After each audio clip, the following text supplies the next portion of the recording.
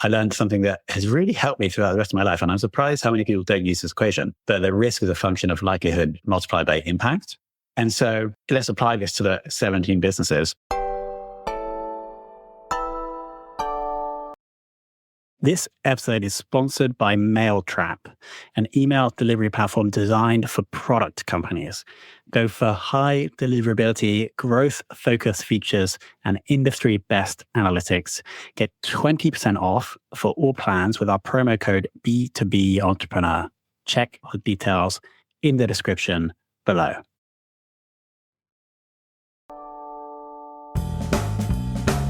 Welcome to today's episode of 5 to 50. I'm thrilled to have Tom Hunt with us. Tom is the founder and CEO of Fame, a company that has revolutionized how B2B businesses leverage podcasts to generate tangible ROI.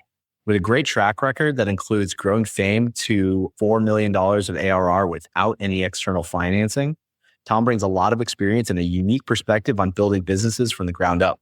Prior to Fame, Tom worked in roles from consulting at Accenture to leading marketing at Ebsta. Today, we'll explore Tom's journey through the role of startups, the lessons he's learned, and the strategies that have defined his success. Enjoy the show. Tom, welcome to the show. It is a pleasure to be here. I have a couple of passions in life.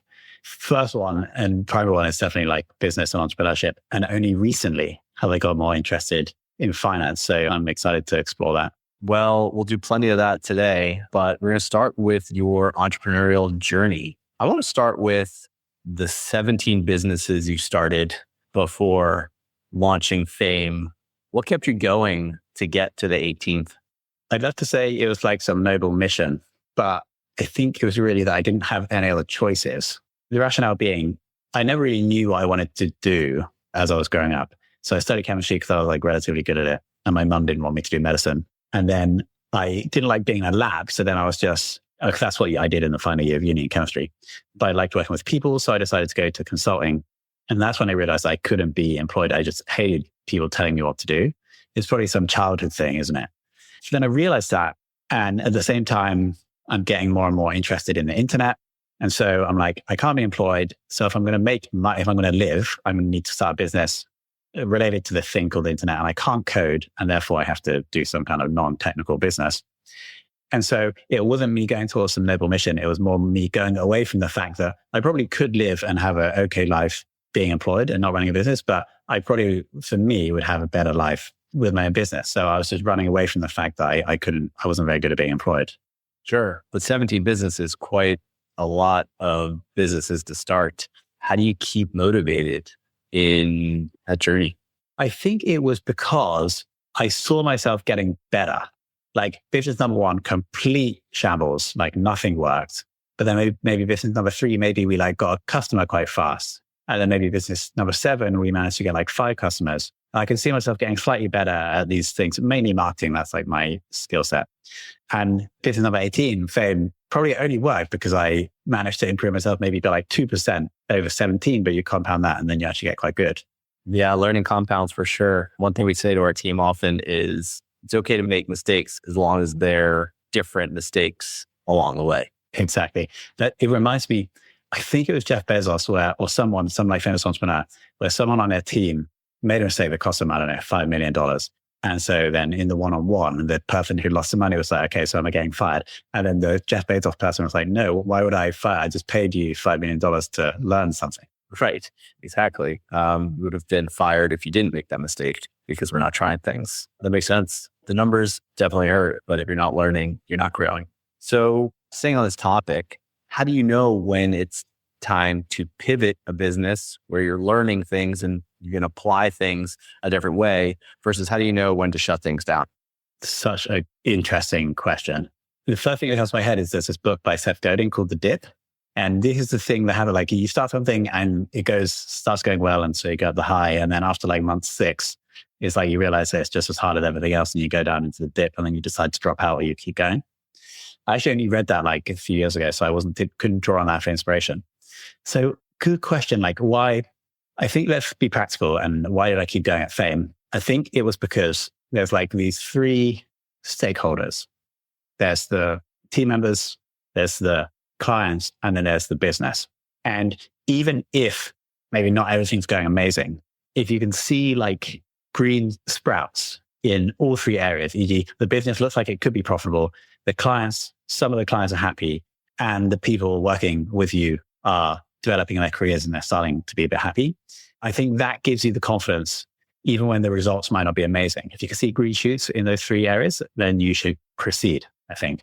As long as your life enables you to do that, because maybe it takes you 3 years to make a profit and you can't do that because you've got kids. Now, fortunately, 5 years ago, my living costs were very low. Me and my ex-girlfriend were living at her mum's house during COVID, who was very cheap on the rent.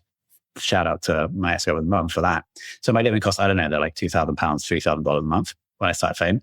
And fortunately, I was able to see those green shoots with the team members, the customers, and the business. So that really helped. So being super in tune with those three stakeholders to identify what's working and what's not, and where to reinvest versus where things need to change is what I'm hearing. Makes sense. So going through your entrepreneurial journey here, you're clearly someone that's comfortable with risk at a certain level. Do you have a process for analyzing risk and opportunities, or do you just try to do everything and see what sticks? When I worked at EY, Ernst & Young, I'm sure you're aware of those guys. My first job out of uni, it was, they have the audit functions, but before you audit the financials, you have to be able to rely on the IT systems. So in EY, there's a function called IT risk and assurance. So that's what I joined. I was going around companies in the UK checking the password settings on their IT systems. And so during that time, I learned something that has really helped me throughout the rest of my life. And I'm surprised how many people don't use this equation, but the risk is a function of likelihood multiplied by impact.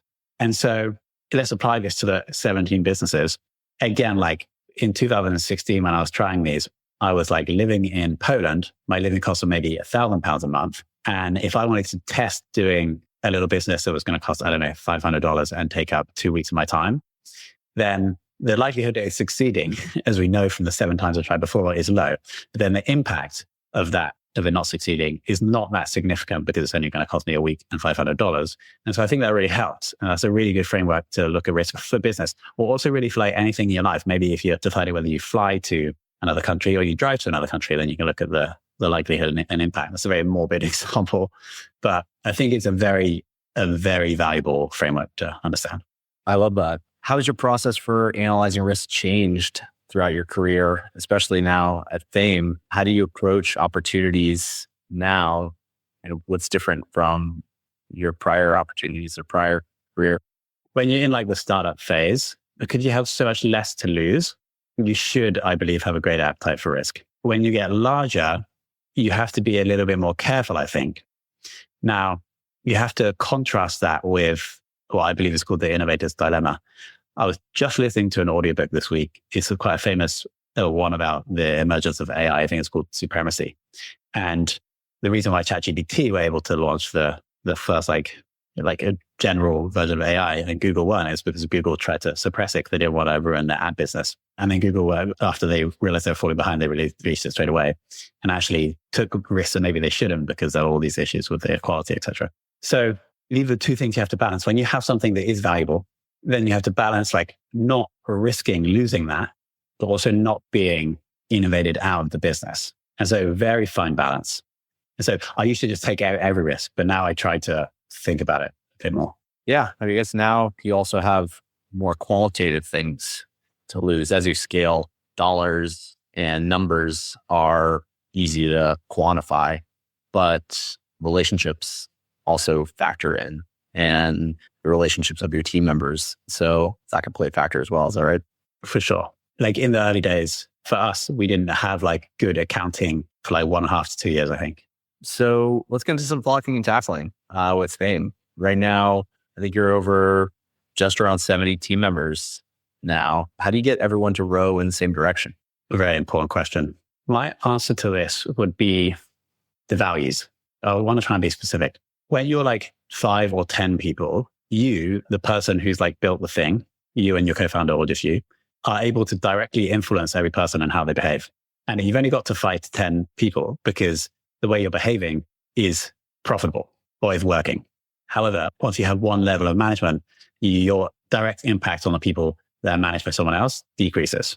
And so when you get to like 20 people, maybe there's 10 people there that you don't speak to often. And so what you need to do is somehow codify the behaviors that you know work, and then make sure that you hire, fire, and promote/reward based on those behaviors. Or you can call them values. It's basically like things that people do. And so I think we've done relatively well at hiring, firing, and then promoting based on these values. I'll just give one example. I stole this from EY. EY has this thing, I think it might have been called a values award, where anybody can give anybody a $50 or £50 bonus for doing something in alignment with the values. And so we have that now where anybody can give anybody that bonus to get signed off by their manager or someone else in business. And they have to explain why that behavior is in alignment with the value. The great thing here is that it incentivizes people to behave in alignment with the values, but then it also reinforces them in a weekly meeting when you announce them all. So this person got an advisor from this person for this value, and this is what they did. So that I think is a key strategy.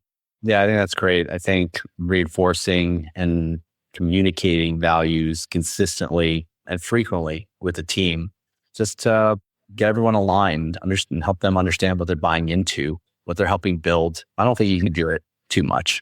There's 3 to 4 books that really impacted my view on this. The books are by a guy called Patrick Lencioni. He's the guy who wrote 5 Dysfunctions of a Team. And that's a great book, but there are other good ones, like The Motive, The Advantage, I think.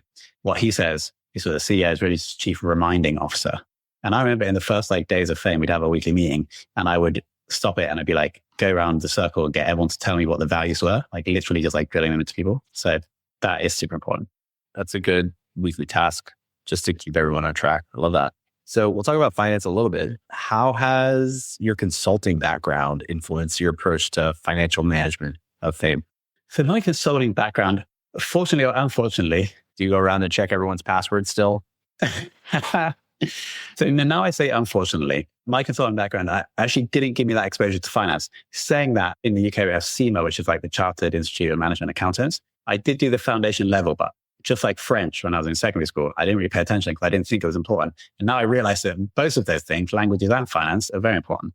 So I don't think I learned really anything about finance from my consulting background. I learned a lot about how to write emails, run meetings, and do project management, which is very important in a service company. So my interest and exposure to finance has only really come in maybe the last 3 or so years as I realized how you're basically flying completely blind if you as the CEO don't have access to good numbers. You're basically useless, I think, without that. And so it's in those past 3 years where we have an amazing finance system. I only this month did a management accounting online course to brush up on my skills. And now I find myself spending more and more time in Xero to ensure that I know what's happening. Sounds like a good opportunity to learn, but also probably your accounting assistant hates you being in there, messing things up. Exactly. It's so funny. We have the finance system and then we have the external accountant. And in the P&L, you can recategorize things. I'm sure you're very aware of this stuff, And the accountant was like, guys, if you want to change anything in the P&L, please just email it to me and I will do it. Don't touch the books. All right, we'll talk about cash a bit when it comes to starting a business, bootstrapping a company, which Fame is, I understand, right? You haven't taken any outside capital. Correct, yeah. Is like threading a needle. You're focusing on growing, but doing it profitably so you could fund that growth. What were some early challenges you faced in terms of financial and cash management, and how'd you overcome them? Yeah, so have you read the books Simple Numbers by Greg Crabtree? We have. I've actually met Greg Crabtree. Well, those books are really amazing. So I'm sure we should link them below if anyone wants to read. So what I learned from one of those books was that technically we didn't take any funding, right? But really the equity that I was putting in was the difference between what I could be earning in a job elsewhere and what I was paying myself. And so actually there was a significant investment because I wasn't paying myself a market rate for probably quite a while, maybe 1-2 years. So that is really important for people to understand, I think.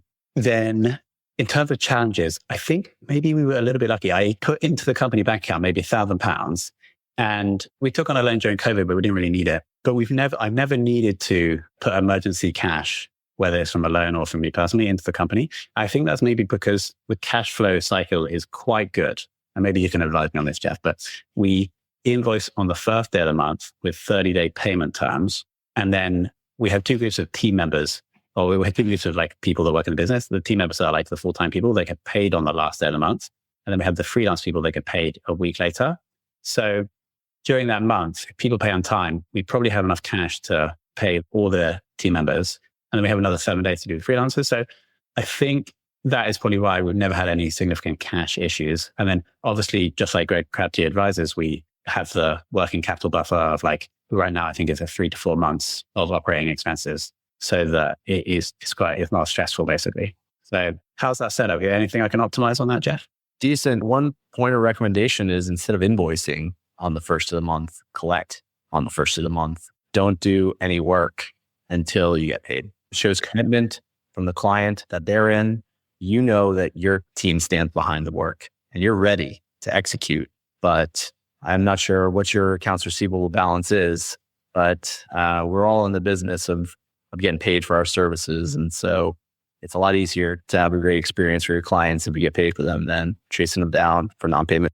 You're so right. This is something that we are looking at right now. We've actually only just started asking new clients to sign up to a direct debit. We still get paid on the final day of the month. We're still getting paid afterwards, but we'll reduce the amount of chasing we have to do because we do have an accounts receivable balance. We do collect on, I'd say like 99 or 98%, but you're so right. And I don't know why I don't do that.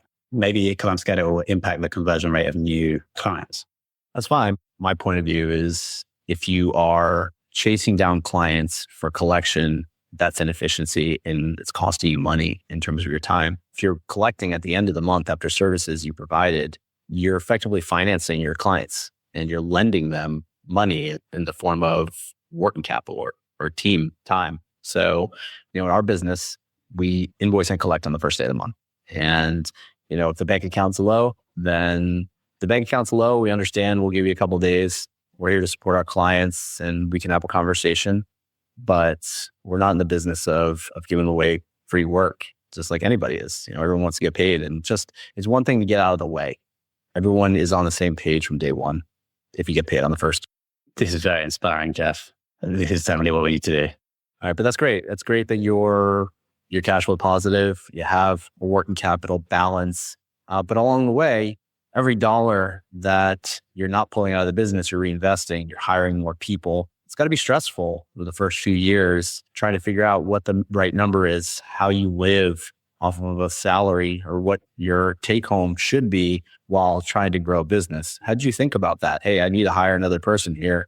Well, that's going to have an impact on, maybe I can't go on vacation this year, or maybe, I can't get a new car or whatever you have outside of your life. It is a massive challenge, I think, for the owner operator to decide what they should be doing and what they should hire for. I think I fell into the trap of doing too much myself for these exact reasons. Like I wanted to be able to get paid enough. I think that probably stunted the growth of the company. It's been going 5 years. And for 3.5 of those years, I was still like being the direct person working with the client for a number of clients, which probably wasn't that efficient, but it did, I think, enable me to take more money out of the company until I read Simple Numbers by Greg Crabtree, or one of the books where he argues very strongly that owners should take a market rate salary. And so in the 4th and 5th year, I have started doing that, which makes the book so much easier to understand. And so then I'm able to live off that and then take dividends if needed or if they're available. Do you still have your legacy clients that you still work with, or have they graduated and freed you up? In the last year, I have not been like the direct person working with the clients. For a couple, I'm still like the more senior person who will go to the strategy meetings, etc. More because I just enjoy it or because I have a great relationship with them. Yeah, it keeps you fresh too. Exactly. Yeah, we see it so often. Entrepreneurs typically start off their businesses and are very involved in being the product. And it's those who can delegate and who can push down the relationships or the production of the whatever they're selling to other team members and empower other team members to take ownership of it, who are able to scale and do it well. All right. So you're still in now. So we wanted to talk about your systems and the changes in your processes. Now you have an accounting person, but how have your internal systems and operational processes, along with the financial processes, evolved over the life of Fame? And how do you codify that to get the team to execute? I see the ops function, like the documentation and the processes, as a like living organism almost. You can never stop, especially in the world of marketing, because as soon as you do, you fall behind other people and your service gets worse. And so people think that maybe they start offering a service and they can just do that forever.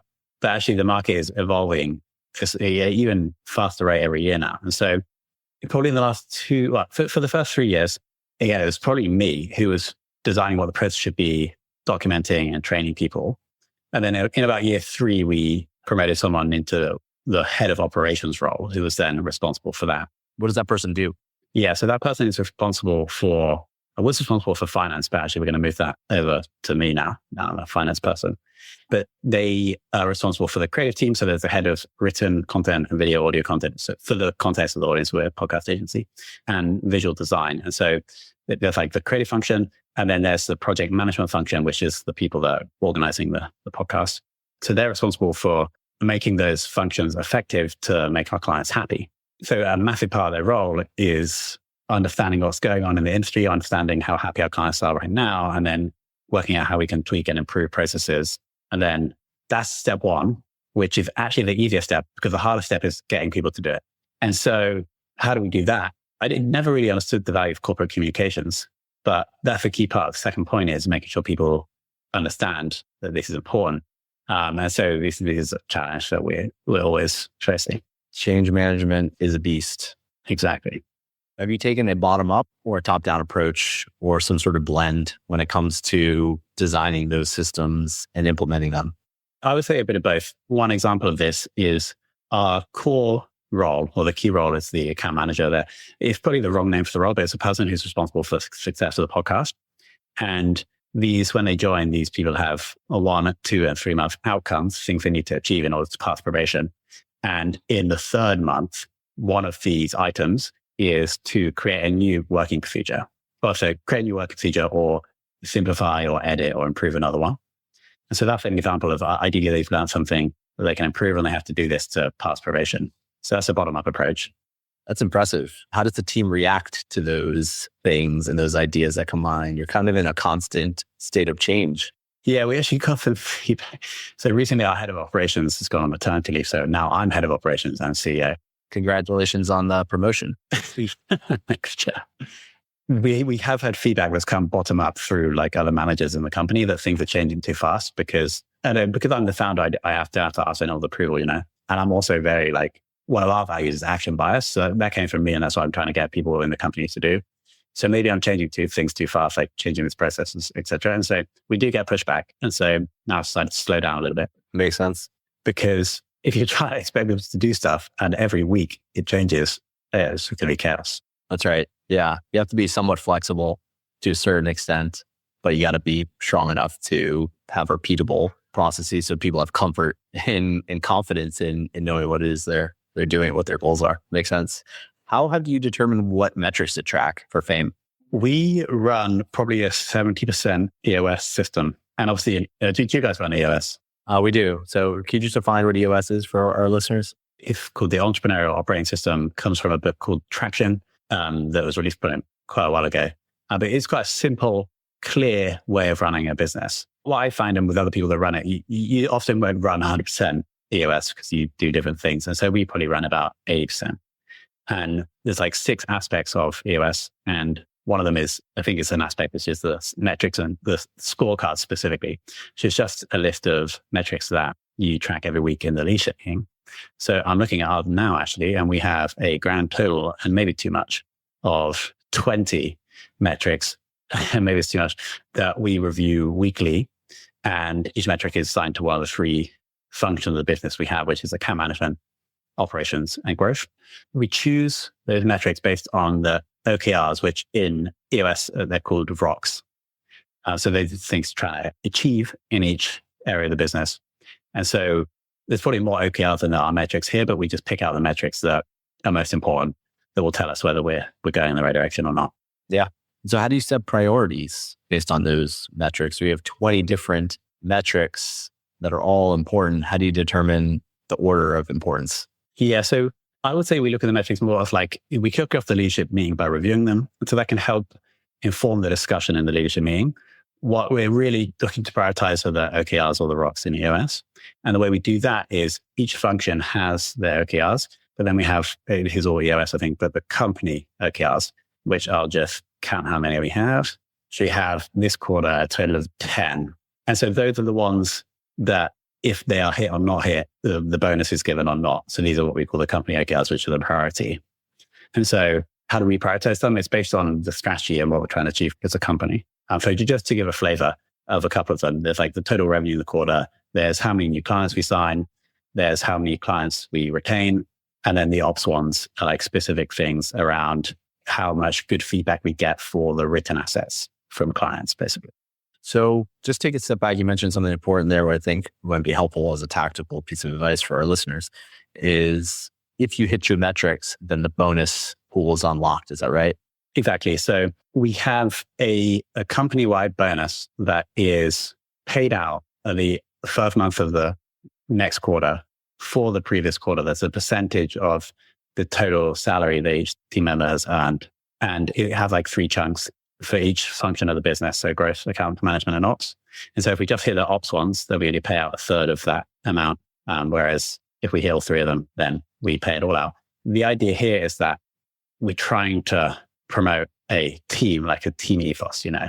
So you have individual bonuses, like even salespeople don't have individual bonuses. So people are only going to get rewarded if the whole team is doing well. Interesting. So just to clarify, your bonuses are only dependent on company performance? Yeah. That's interesting. Yeah, we see so many differences or different clients approach it different ways based on their outlook and their approach. And so do you find that gives a great sense of collaboration, or does that cause interdepartmental stress?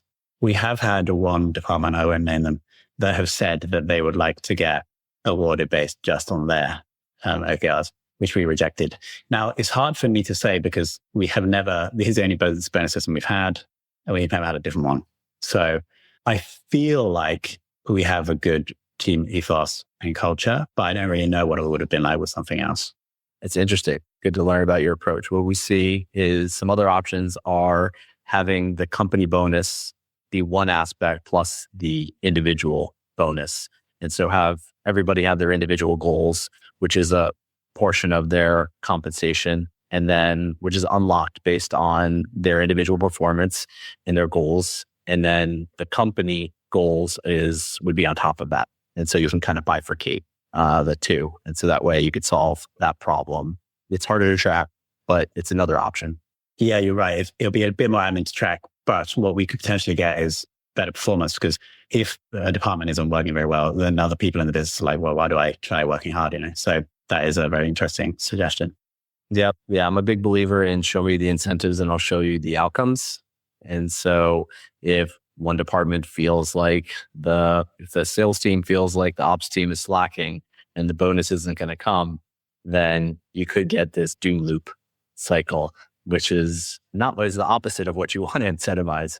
So no, just an idea. Obviously, the important thing is also to counterbalance incentives. And so you might get a scenario where, if you incentivize sales to sell, which is what you want them to do, they might, and they're compensated on a percentage of revenue. The risk might be they'll sell and close anything that comes in the door and is willing to say yes, regardless of whether it's a good fit. And so you want to have some sort of adult in the room or some other metric in there that's the opposite of sales, whether it's a quality score or whether it's a timeliness score or it's a retention score that balances against that. So bonuses and compensation are tough to manage. Otherwise, the salespeople could run riot. I think this is what the leadership meeting is quite good, because there's myself, then the head of each department, and then we have the issues list, another EOS thing, where in that case, the head of account management will raise the issue like these clients are not a persona fit. And so then that goes to the head of growth, and then it's mediated really by the CEO. So that's a good forum for those discussions. Absolutely. Yeah. And you can have the departmental bonuses that are unlocked as long as certain criteria is met and other departments sign off or someone else signs off. You want to have some sort of counterbalance. That's what we've seen really work. All right. So come back to kind of like the career level. What do you think has been the best decision you made that has impacted the overall success of your businesses?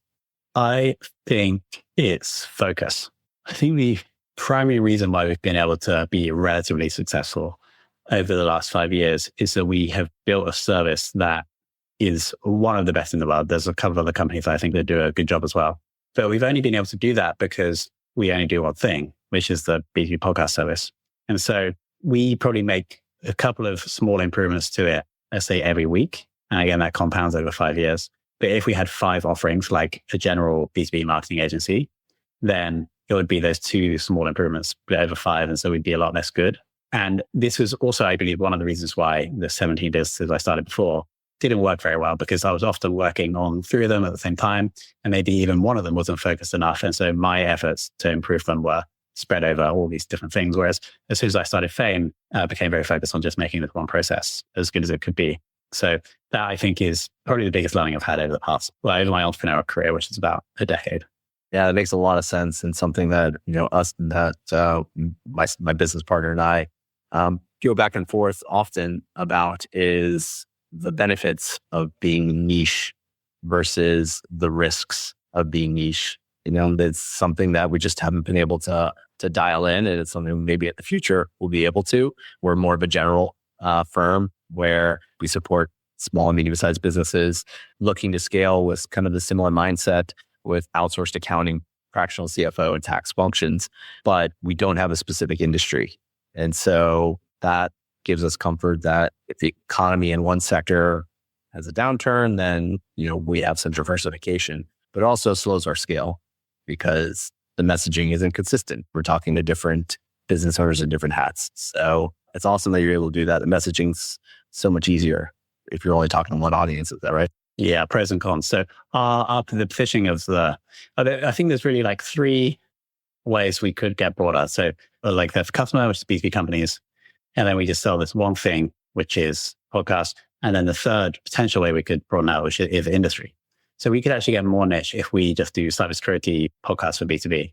So we just have 2 of them, which I think is fine for now.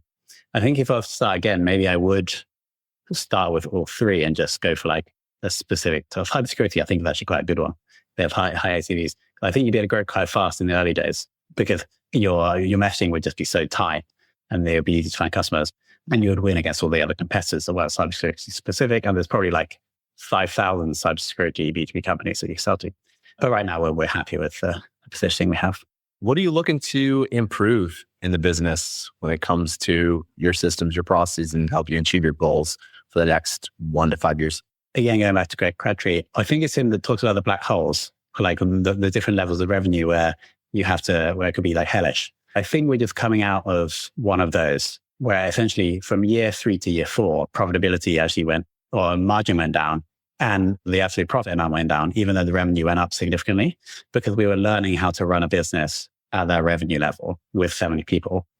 I feel like we're just coming out of that now because we're forecast in the next year, which is this financial year, to grow revenue slower, but profits are going to increase based on those 2 years. And so how did we get out of that? I think we just persevered, kept trying to improve the service, and got a little bit more disciplined about like margin levels. I used to just be obsessed with the top line revenue number, but then you realize that actually it's kind of pointless. And actually sometimes more revenue is not good for anybody. Yeah, absolutely. So what were the things in the business that were causing your profitability to go down that you think are now been absorbed? Is it added costs that just didn't support, that you needed to support the growth that now you're getting a return on, or something else? There's a few things. One of them was that there were a number of things we were doing in the service that we were either actually paying for, e.g. like running ads, or that our team members were doing that actually weren't having much of an impact on what the client cared about. And so it was basically after 3 or 4 years, we bloated the working procedures with all this stuff. We thought more was better, but actually more is not better. Making the clients happy is better. And so we're able to cut some of that down, which reduced cost. Talking about the focus thing, I came very close to broadening out Fame's brand from just B2B podcasts to B2B social podcasts and email newsletters. And so we actively sought clients for those new services and then brought clients on, but realized that making 3 services really good is more than 3 times the work of making 1 really good. And so bringing those clients on where the level of profit for those clients was already lower, plus all of the operational overhead to try and learn how to do those better and make those services better, definitely decreased profitability. So we still actually do offer those services, but they're not part of Fame's like outward brand and we don't actively advertise them. So those are two of the things that definitely helped with profitability or getting through that black hole. Yeah. Staying focused on the services you offer, regardless of how attractive some bright, shiny objects are that seem related, but in reality are completely separate businesses or require a different skill set. They can completely relate to that. What's the North Star goal for Fame? What are you trying to achieve? So our like mission as a business is to be the biggest and best B2B podcast agency. I think we're in the top 3. So I don't think we're there yet. For me personally, as long as I'm learning and the company is growing, then I'm happy. And if the company is growing, I'm probably going to be learning because that means my role has to evolve. So really, the company growing is like the key thing. So then my job is to keep the company growing, which is like a real, something that I really enjoy. It's like a big challenge. So it can be sometimes more challenging than others, I'm sure you know, as a founder of the business. So if we're able to become the biggest and best B2B podcast agency, we're able to keep growing. And in order to do both of those things, we have to make this, as I mentioned at the start of this episode, the 3 groups of people happy, which is the business, e.g., are we profitable enough? The team members, e.g., are we paying them enough? And are they getting fulfillment from their role? And then the clients, are we delivering their value? So that's my role as the CEO, is to ensure that happens. Awesome. Well, if we got time, we'd love to do some rapid fire questions here to get quick few one-liners or just some headlines. What financial metric do you find yourself analyzing most frequently in Fame? Probably my favorite one at the moment, because it's doing quite well on it, is a percentage of money we spend on ads to revenue. And a more accurate method of looking at how good we are at marketing is like the fully diluted marketing function cost, not just the ad spend. But that's the one that I think we're doing well at. So that's what I'm checking. What is the best piece of financial advice you've ever received? So I didn't get it directly, but I loved with Charlie Munger and Warren Buffett saying that they wish that people graduated from school with a card with only 11 stamps on it. And that's the total number of investments you can make in your life. Because I've like tried to buy or invest in loads of different things and lost money, and there's only a few things that have ever worked. So I think that's a really good piece of advice. Yeah, it goes back to your point of focus, right? The conviction. What's one common financial pitfall you advise entrepreneurs to avoid? The thing that I think I fell for in the first 3 years of Fame, which was focusing my efforts and whether I thought I was successful or not based on the top line revenue. And maybe that's right for like tech or for like VC-backed companies, but it really doesn't matter as much as profit. And also not all revenue is created equal. It could be worse. 100%. What's your favorite tool for tracking finances and doing analysis? I kind of love and hate Xero. It's like so clunky. Did you guys use Xero or something else? We don't, but it's just not as prevalent in the US. It's like so clunky. I'm sure there's like better alternatives, but what's great about their business is like you're very locked in, it's customized. And so I would say Xero, I love and I hate it because I do, especially recently, I've really enjoyed like getting stuck into P&L, but it's also like very clunky and could be much better. The unlock though is when you start reviewing your balance sheet before your P&L. This is what I learned on the management accounting course. That's like the next level though. That's like advanced. Doesn't have to be, but it's typically step 2 for entrepreneurs, but we advise it to be step 1. Really? Yeah. That's where we start all of our analyses, is at the balance sheet. And what about the cash flow statement? Cash flow statement is helpful, but that's typically second or third. If you look at the balance sheet, you know what your cash, the change in cash is from prior period. Yeah, which is the key. So, and then you just go back to what software we use for accounting. We're typically QuickBooks Online and Sage Intacct, which we use for some of our bigger clients. What is some quick advice you have for someone starting their first B2B business? So that's the focus thing, but we've already covered that pretty hard. I think that whether software or service, and actually those two things for me are very similar. It's just whether you have people doing the work or microchips. So whether software or service, you, the founder, I believe, have to be in there in the detail, doing as much work as possible for the first, 10 customers. It's very hard for you to train other people to do it, improve it, grow it, if you don't have like the intimate knowledge of the customer's problem and how your solution can help them. I love that. Tom, where can people find you if they're looking to learn more about you or Fame? LinkedIn is best for personal. So Tom Hunt on LinkedIn, and then Fame's just fame.so is the domain. Tom, thank you so much for taking the time today. There's so much learnings for our listeners, and look forward to hopefully having you on in the future. Thanks so much, Jeff. All right, talk to you soon.